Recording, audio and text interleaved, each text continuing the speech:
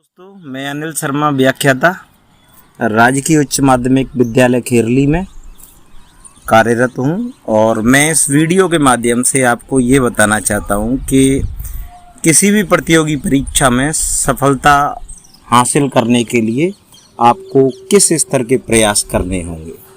मैं अपना निजी अनुभव आपके साथ शेयर करना चाहता हूँ। 2013 राजस्थान स्कूल लेक्चरशिप का एग्ज़ाम था। इससे पहले भी मैंने कई सारे एग्ज़ाम दिए जिनमें मैंने रिटन क्वालिफाई किया और आरपीएससी 2013 से पहले मैं आर्मी स्कूल कोटा में कार्यरत था और 2013 में मैं यहाँ सेलेक्ट होने के बाद अब मैं यहाँ कार्यरत हूँ। मैं आपको ये बताना चाहता हूँ कि कई बच्चे तैयारी करते हैं। अब भी 3000 लेक्चरशिप की जगह आने वाली हैं। कई सारे परीक्षार्थी इसकी तैयारी करेंगे। सफलता बहुत कम लोगों को हासिल होती है।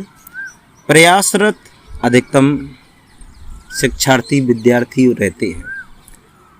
हमारी स्ट्रेटजी, हमारी रणनीति अगर तरीकेबद्ध होगी तो सफलता आपको हासिल होगी। मैंने भी तैयारी की थी। मेरा फर्स्ट पोर्शन जीके का बहुत कमज़ोर था, अब भी है। मेरा सेकंड पोर्शन केमिस्ट्री जो सब्जेक्ट था उस पे मैं जितना समझता था मैं अपने आप को कॉन्फिडेंट पाता था। मैंने इसके लिए फ़र्स्ट पेपर को सुदृढ़ करने के लिए कोचिंग का सहारा भी लिया, लेकिन कोचिंग किसी को सफलता हासिल नहीं देती है। आपके निजी प्रयास ही कार्यरत रहते हैं। किसी भी एग्ज़ाम में सफल होने के लिए आपकी स्वयं की क्षमताएं, आपके द्वारा किए गए प्रयास, ईश्वर का आशीर्वाद, इन तीनों चीज़ों का अगर योग हो जाए तो आप किसी भी परीक्षा में सफलता हासिल कर सकते हैं। मेरे साथ भी कुछ ऐसा संयोग बन गया। क्षमता मेरे में इतनी थी कि मैंने इस एग्ज़ाम का चयन किया। मेरे प्रयास इस प्रकार के थे कि मैंने कोचिंग पर ही निर्भर नहीं रहा। मैंने अपने स्तर पर जीके के पेपर को सुदृढ़ करने के लिए विविध प्रकार की गाइडों का सहारा लिया और उनमें से मैंने जो श्रेष्ठ थी उसका चयन किया, जिसको मैं अपने आप में श्रेष्ठ मानता था।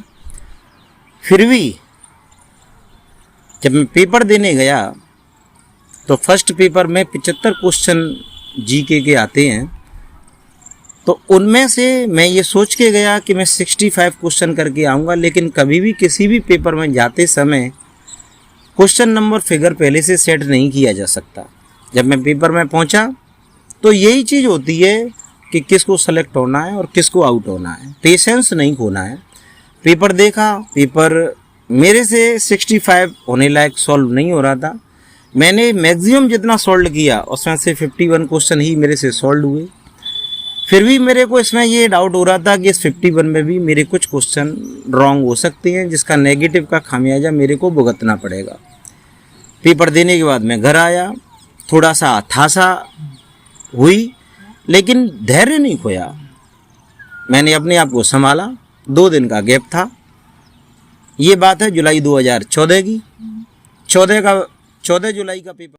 अगर हम पेपर से आपसे सॉल्व नहीं हो रहा है तो आप फिगर फिक्स करके घर से न जाएं।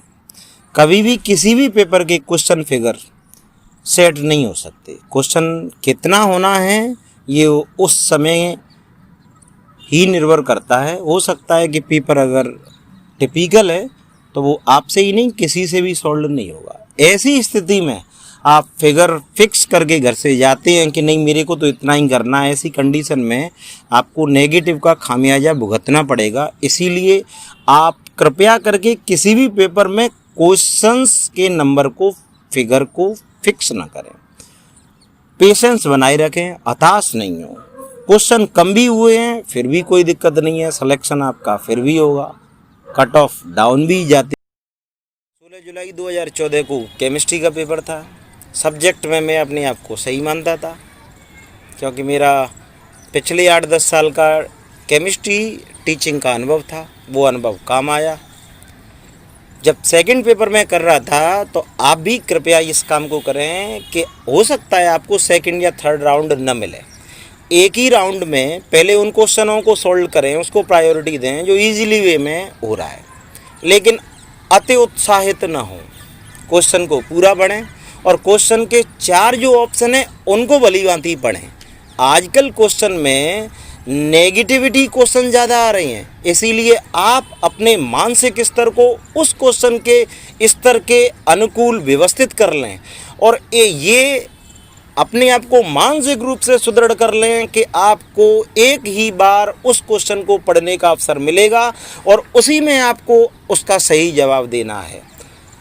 हो सकता है कि सेकंड राउंड आपको न मिले, आप ऐसा सोच के भी न चलें, क्योंकि अगर आप मानसिक स्तर पर ही ऐसा सोचेंगे और टाइम हो सकता है न मिले तो फिर आपका जो मैथमेटिक्स है वो बिगड़ जाएगा। ऐसी कंडीशन में आप उस कट ऑफ को टच नहीं कर पाएंगे। अब सब्जेक्ट के क्वेश्चन को प्रायोरिटी ज़्यादा दें, क्योंकि आपका मेन सब्जेक्ट है, उस पर आप अपना नंबर बढ़ा सकते हैं और जो फर्स्ट पेपर में जो कमी हुई है उसकी प्रतिपूर्ति भी आपका सब्जेक्ट ही करेगा। मैंने ऐसा ही किया, 120 में से 115 क्वेश्चन मैंने अपने सब्जेक्ट के किए और जो भी किए पूरे कॉन्फिडेंस के साथ किए। मैंने कोई रिस्क नहीं ली। जहाँ भी मैंने क्लिक किया, जिस आंसर को मैंने सर्किल किया, मैं पूरे कॉन्फिडेंस आत्मविश्वास के साथ था। मैंने किसी क्वेश्चन के साथ कोई रिस्क नहीं ली। अब रहे 30 क्वेश्चन पेडागोजी के। पेडागोजी मेरी कमज़ोर है, मैं पेडागोजी पर ज़्यादा अटेम्प्ट भी नहीं करना चाहता था। जो मेरा वीक पॉइंट है मैं अटेम्प्ट वहाँ कम करता हूँ, जो मेरा स्ट्रॉन्ग पॉइंट है मैं वहाँ कोई कोर कसर नहीं छोड़ता। और पेडागोजी में से मैंने 30 क्वेश्चन में से मात्र 15-18 क्वेश्चन ही सोल्व किए, लेकिन जो भी किए वो सही किए। और जब मैं घर आके मेरे कोचिंग वालों से, मेरे फ्रेंड्स से, जो भी मेरे फ्रेंड थे मेरी उनसे डिस्कस हुई थी, फर्स्ट पेपर जो मैं 51 क्वेश्चन में मान रहा था कि मेरे बहुत कम क्वेश्चन सॉल्व हुए हैं, वहीं मेरे कोचिंग वाले और मेरे फ्रेंड से शेयर किया तो वो कह रहे थे कि आपने तो इतने कर दिए, हमसे तो 35 तक नहीं हो पाए। तब मेरी जान में जान आई कि मैं जो अपने आप को आउट मान रहा था, अब मुझे लगा कि शायद मैं इस कंपटीशन की रेस में हूँ। ऐसे ही समय गया, देखा और मैं सोच रहा था कि पता नहीं मेरा सिलेक्शन होगा या नहीं होगा, लेकिन अंततगत्वा मेरी जो पढ़ने की स्ट्रेटजी थी, जो सिलेबस के पॉइंट टू पॉइंट पर मेरा जो फोकस था, नेगेटिव क्वेश्चन करना ही नहीं है। क्वेश्चन नहीं आ रहा है तो करना ही नहीं है। रिस्की क्वेश्चन ज़्यादा नहीं करने हैं। टोटल 75 और 150 सेकंड पेपर, टोटल 225 में से बमुश्किल 8-10 क्वेश्चन पर ही मैंने रिस्क लिया, लेकिन जो भी रिस्क लिया उसमें 50-50 पर भी मैं स्ट्रांग था। मतलब मेरे आधे क्वेश्चन तो वहाँ सही भी थे। ऐसी कंडीशन में जब रिजल्ट आया, मैं आशान्वित था कि मेरा आना है, और आप यकीन नहीं करेंगे, लेकिन मैंने इतना नहीं सोचा था कि मेरी रैंक इतनी आ जाएगी। ऑल ओवर राजस्थान में मैं जनरल कैटेगरी में रैंक 20 पर अपना स्थान पाया। तो अगर आप इस रणनीति के साथ आप किसी भी प्रतियोगी परीक्षा को देते हैं, निश्चित रूप से सफलता आपके हाथ होगी। किसी भी प्रतियोगी परीक्षा में सफलता प्राप्त करने के लिए पहले आप अपने आप को चेक करें कि आप किस टेस्ट के लिए डिजर्व करते हैं। दूसरी बात, आपकी तैयारी बहुत ही selective, point to point syllabus pattern को फोकस करते हुए होनी चाहिए। तीसरी बात, जब आप परीक्षा कक्ष में जाएं तो पेशेंस रखें और जिस क्वेश्चंस को अटेम्प्ट करें उसमें टाइमिंग का और उसके द्वारा दिए गए क्वेश्चन के आंसर का पूरी तरह कॉन्फिडेंट हो जाएं। आपको सेकंड चांस उस क्वेश्चन को पढ़ने का नहीं मिलेगा। इसके लिए आपके पूर्व अनुभव काम आएंगे। अगर आपने पूर्व अनुभव प्रैक्टिस की होगी तो निश्चित रूप से आपका पेपर बहुत बढ़िया जाएगा। और चौथी बात, ईश्वर का आशीर्वाद और भाग्य का भी। मेरे अनुभव अगर आपको अच्छे लगे हों तो प्लीज़ मेरे इस चैनल को लाइक, शेयर, सब्सक्राइब ज़रूर करना। आपका बहुत बहुत धन्यवाद।